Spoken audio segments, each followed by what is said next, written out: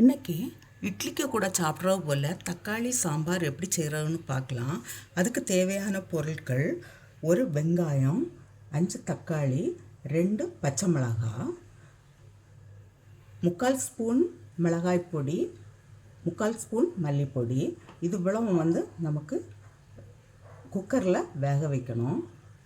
இது தாளிக்கும் போது வேண்டிய திங்ஸு.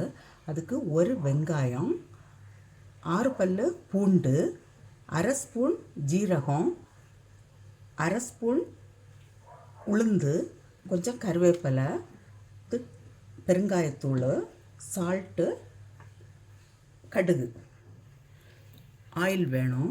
இப்போ நமக்கு இதை நான் குக்கரில் வேக வைக்கிறேன்.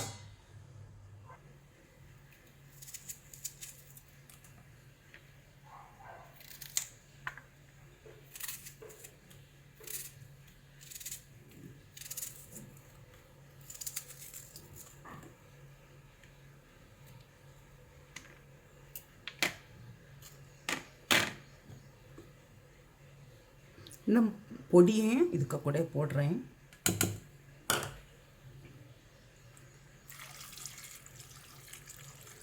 ஒரு கிளாஸ் நிறைய தண்ணி விட்டு இதை நான் இப்போ 2 விசில் வாரது வரை வேக வச்சு எடுக்கிறேன். இப்போ தக்காளி வேகக்கூடிய நேரத்தில் நான் வெங்காயம், பூண்டை நான் இடித்து வச்சுருக்கிறேன். இது ரெடி பண்ணிக்கலாம். இப்போ இட்லியும் ரெடி பண்ணிடலாம். இந்த இட்லி மாவு நான் பண்ணுறதுக்கு 1 கப்பு உளுந்து, 3 பங்கு இட்லி அரிசி, கொஞ்சம் வெந்தயம் போட்டு ஆட்டி வச்சுருக்கிறேன்.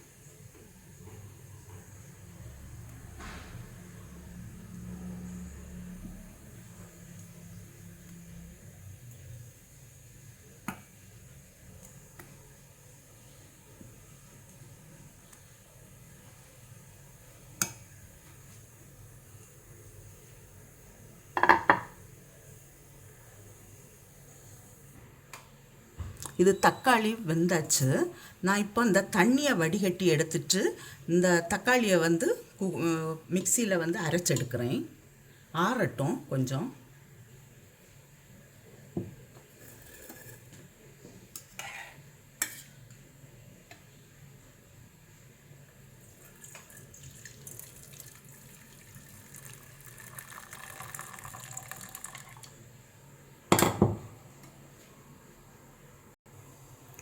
இப்போ சாம்பாருக்கு தாளிக்க தொடங்கலாம்.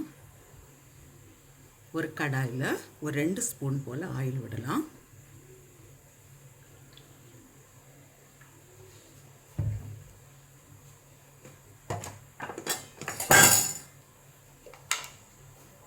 கொஞ்சம் கடுகு,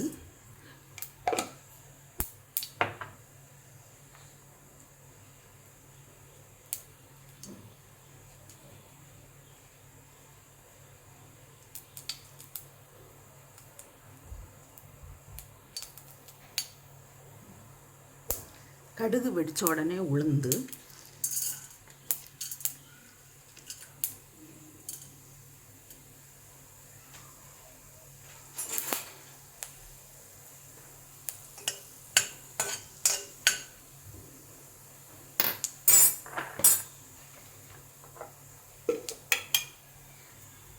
ஒரு 10 போல் வெந்தயம் போடுறேன்.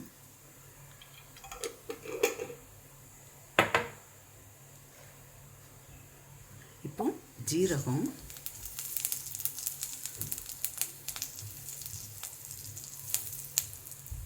பூண்டு,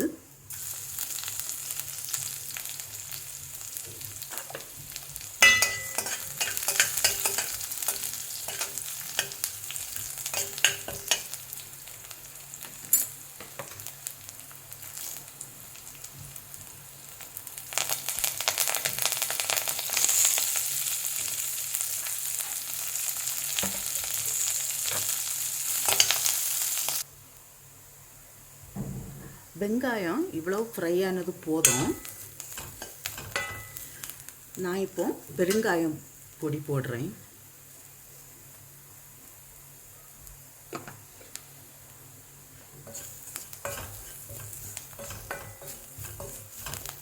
இப்போ அரைச்சி வச்ச தக்காளியை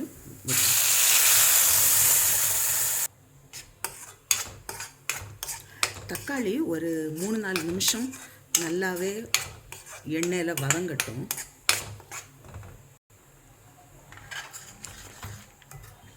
இப்போ நான் தக்காளி வேக வச்ச சமயத்தில் எடுத்து வச்ச தண்ணியை அது விடுறேன்.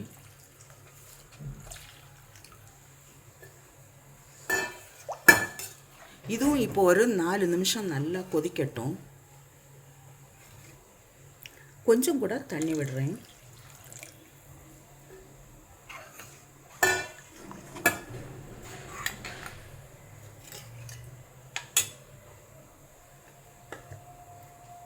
இப்போ இதுக்கு தேவையான அளவு சால்ட் போடலாம்.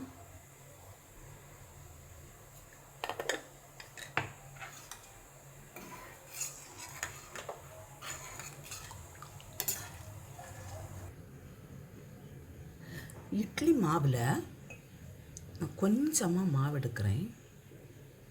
நம்ம டீஸ்பூனுக்கு ஒரு 2 டீஸ்பூன் இருக்கும். இதில் கொஞ்சம் தண்ணி விட்டு இதை நமக்கு இப்போ மிக்ஸ் பண்ணலாம்.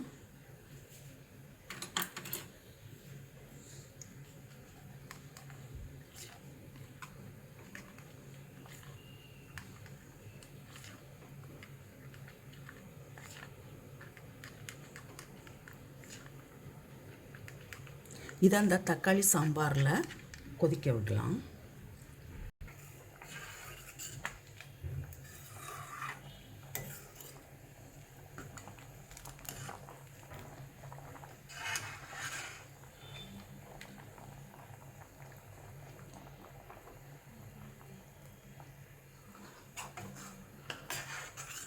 இன்னும் இது ஒரு 4 நிமிஷம் கொதிக்கட்டும்.